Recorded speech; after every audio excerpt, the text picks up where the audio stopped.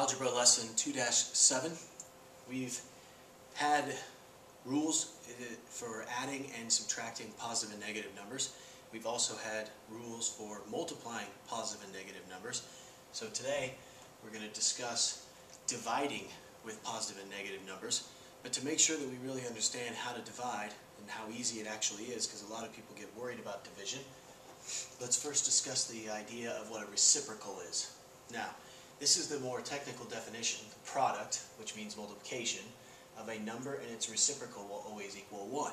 Now, product means multiplication, so what they're really saying is two things multiplied together are going to equal 1, and that's a number and its reciprocal. So this is what it would look like.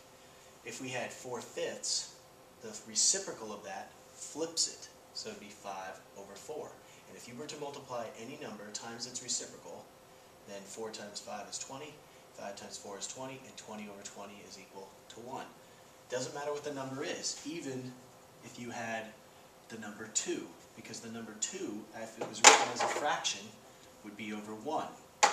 If you were then to multiply that by its reciprocal, flip it over, 1/2 now equals 2/2, which is 1. Any number times its reciprocal will always equal 1. That's just a fact. Now, if we want to find the reciprocal of something, you just flip it. No matter what, flip it. Okay? Which brings us into the division. Division is really just multiplication in disguise. Change division into multiplying by the reciprocal. So here we have a situation where it says 2/3, and 2/3 is being divided by 1/4. Instead of dividing by 1/4, we will change it to multiplication by the reciprocal. Always flip the number that's after the division sign. Never flip the number that's in front. Alright? Always flip the second fraction. So for example, if we had another number,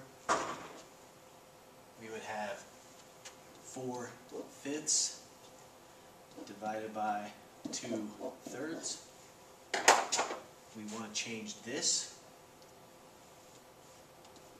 to multiplication. We never change the first number, and the second number is going to become 3/2. Never flip the first, always flip the second. Now we go straight across. If you want to do any cross simplifying, you can, but you don't have to. 4 times 3 is 12. 5 times 2 is 10. That now is 1 2/10. This 10 goes into 12 once with 2 left over, which is 1 1/5. If you want to leave it as improper fraction, 6/5. But again, change the division to multiplication and always flip the second number. If you flip the first number, it's going to mess it up. If you forget to flip the second number, it's going to mess it up. That's probably the most common thing. People change division to multiplication and they forget to flip or the reciprocal or reciprocate that actual fraction.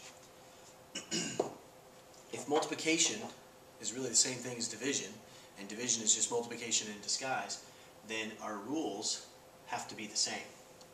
So if you're actually multiplying and dividing, you're going to have the exact same values that you would if it was multiplication in terms of the positive and negativity. If we were to take the number 2 and divide it by 3, you could set it up as, the same exact scenarios. You could say, well, that's 2/1. And and this is really divide by 3/1. Which means instead of dividing, we're going to make that 2/1 times 1/3. And then fractions go straight across for multiplication. We end up with 2/3. Oh, which makes sense because that line right there means division, which is exactly what we had here. 2 divided by 3 is the same as the fraction 2/3. That's not a decimal. That's what it's equal to as a fraction. Now, if we take 1/2, multiply it by, we'll do division, divide by -2/3, you're going to do the same thing as before. You're going to change this into multiplication. So now it's 1/2 multiplied by 3/2. There is only one, which is an odd, one negative sign. So if we multiply straight across, we get 3/4. -3/4. Again, the number of negative signs, just like multiplication, because we're really turning it into a multiplication problem. So a couple of quick things. If you see a fraction written like this, -1/2, that's the same as 1/-2, and it's also the same as -1/2. So you can either have the negative sign on the top number, the numerator, the bottom number, the denominator, or you can have it in the middle. These are all three the exact same fraction. And if you think about our rules for division, there's only one negative sign, so a negative divided by a positive would make a negative answer. A positive divided by a negative would make a negative answer. And there's only one negative saying -1/2, negative answer. That is not equal to this. These three do not equal -1/2. So be very careful about that.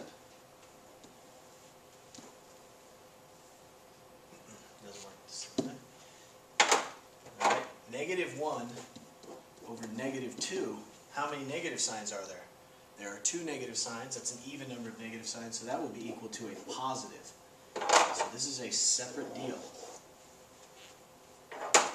So these fractions are equal to each other, but this one is not equal to those three versions. So you have a choice. If you see a fraction with the -2 or a negative on the bottom, and you'd rather put the negative up top, that's fine. As long as it's not in both, you're keeping it equal to each other.